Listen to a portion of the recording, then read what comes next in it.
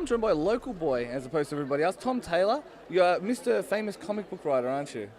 Mr. Famous Comic Book Writer is actually my whole title. I saw it on the desk over there, that's why I thought it. Now, you've worked on it, you've obviously got your own projects you've worked on, but you have worked on some big, I guess, international labels as well, haven't you? I have, yes.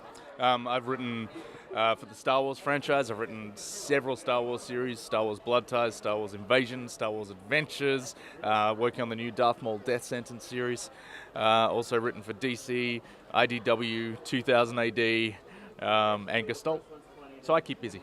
I was going to say, you're certainly keeping off the streets, which is nice. So there's a problem, these rampant, comic book writers. But particularly with the Star Wars stuff, how hard is it working with George Lucas? Like, is it as big a deal as people kind of make it out to be, or? Well, I don't work with him personally. I don't just sit in his office and go, George, are you cool with this? But look, I work with Lucasfilm and it's fine. Yeah. Like, it is, like, they're there to make sure you don't get anything wrong. Obviously, there's a lot of levels of people looking at things, and as they need to, because there's role-playing games and novels and comics, and there were some movies, and TV series, TV series. So there's all this continuity, and they need to make sure that you're getting it right. Well, I imagine that's a hard part. We've spoken to a couple of people who've written novels for them. It must be hard to just keep track of. Oh, well, that guy was on this planet in blah blah blah. I mean, is that the hardest part of it, or?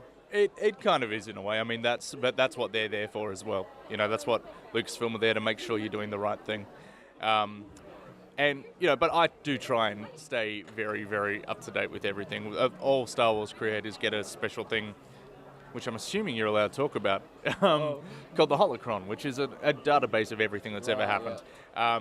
And then there's a wonderful thing called Wikipedia, which isn't always right, much like Wikipedia, but it's normally pretty good. It's pretty good, yeah. So you've also got your baby as well, which is the Deep. Yes, that is my baby. Hold it up, show it to the people. The Deep. It's about a multi-ethnic family of underwater explorers who live on a submarine and their adventures. So it's like Yellow Submarine, but with a multicultural vibe. Sure, yeah. It's been referred to as The Incredibles meets 20,000 Leagues Under the Sea. Cool. Yeah, but it just makes me very, very happy, that book. Just won the Aurealis Award for Best Illustrated Work in Australia, which was nice. Been nominated for a few more since, which I think we find out one tomorrow. But it's just a joyous book. Get it. You will love it. It's kind of like if you've ever ridden like a Pegasus through clear blue skies, and like the moment that cloud wisps past your face, reading it's just like that.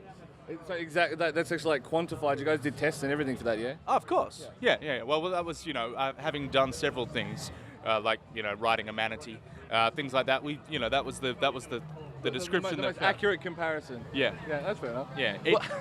It may actually change every time I describe it. That's all right. That's good. It needs to evolve with its audience. Well, speaking of which, local scene, it's really picked up recently, hasn't it? Yeah. Look, I mean, there are some wonderful creators doing wonderful things. Between the Deep, between Gestalt, companies like Black House, FEC, Milk Shadow, and just all these people, Squishface. I mean, there are great people doing great things here, and it's very exciting. Tom, thank you very much for your time. We'll have to call it short. Thank you. Hope you enjoy the rest of your day.